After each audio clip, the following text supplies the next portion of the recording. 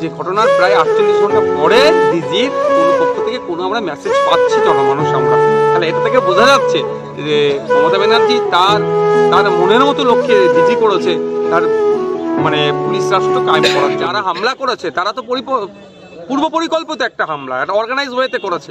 যারা হামলা করেছে তারা ভোটের সময় ভোট লুট করেন, তারাই ভোটের সময় গণতন্ত্রকে বিপন্ন করে। সুতরাং তারা যদি অ্যারেস্ট হয়ে যায়, সামনে লোকসভা নির্বাচন আসছে, গ্যারেজ হয়ে গেলে তাহলে সন্দেশখালী, হিঙ্গলগঞ্জ তথা দক্ষিণ 24 পরগনা এবং ইভেন ডায়মন্ড হারবার পর্যন্ত গিয়ে যারা ভোট লুট করে সেটা হয়তো হবে না, তারপরে এরা পরাজিত হবে। সেই জন্য এরা ওগুলো হচ্ছে অ্যাসেট, ওদের স্ট্রাইগার। তো স্ট্রাইগার গিয়ে যদি এরা জেলের মধ্যে রেখে দেয় তাহলে ক্যারাম বোর্ড খেলবে কে এদের হয়ে? সুতরাং এরা ওই জন্য অ্যারেস্ট করছে না।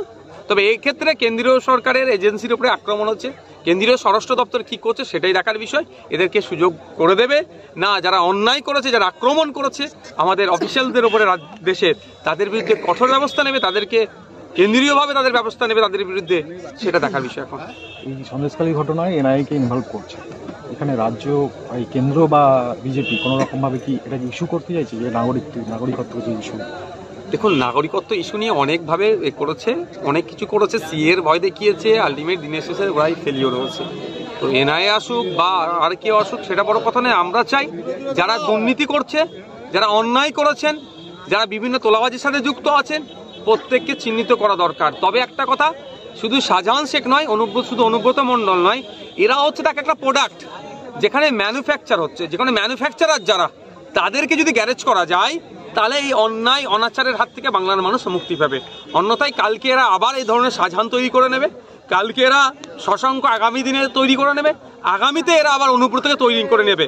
কিন্তু যারা ম্যানুফ্যাকচারার তাদেরকে যদি অ্যারেস্ট করে নেওয়া হয়, তাদেরকে যদি ওই জায়গাটায় ঘুঘুর ভাষাটা যদি ভেঙে দেওয়া হয় তাহলে সমস্যা মিটে যাবে। কিন্তু একটা জিনিস দেখছি সুকৌশলে, আমার যেন মনে হয় ম্যানুফ্যাকচারারের কাছ থেকে প্রোডাক্টের দিকে বেশি নজর। কারণ হচ্ছে লিপস অ্যান্ড মাউস কোম্পানির যখন আপনার রেডে গেল, সেখানে গিয়ে যেভাবে তার অফিসিয়াল কম্পিউটারে 16টা ফাইল ডাউনলোড করলো যে অফিসার, সেই অফিসারকে নিয়ে আর কোনো চর্চা করছে না কেন্দ্রের পক্ষ থেকে বা আধিকারিকদের পক্ষ থেকে। কেন চর্চা করছে না আমার তো একটু সন্দেহ হচ্ছে। তাহলে কি তাদেরকে বলে পাঠানো হয়েছে যে 16টা ফাইল ডাউনলোড করিয়ে দিলে বা কোনো ফাইল ডাউনলোড করলে তাহলে তদন্তের গতিপথ অন্যদিকে চলে যাবে? ফলে যে এই ধরবে কারো কাছে চলে আসছে, লিপস অ্যান্ড মাউস কোম্পানির সাথে যারা যুক্ত তারা সকলে অ্যারেস্ট হয়ে যাবে।